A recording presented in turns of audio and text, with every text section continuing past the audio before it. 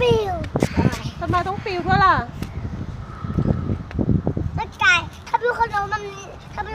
หมุนแล้วเรามันปิวอยู่ในนั้น พายุอะไรนะครับ แม่ไม่ได้ยิน คอนโด พายุอะไรนะ คอนโดมันจะใหญ่มากใหญ่คอนโดเป็นที่ถ้าปิวคอนโดมันหมุนแล้วมันหยุดแล้วคนจะตกแล้วก็ตาย พายุทอร์นาโด พูดใหม่สิพายุทอร์นาโด พายุคอนโด ไม่ใช่พายุคอนโดลูก พายุทอร์นาโด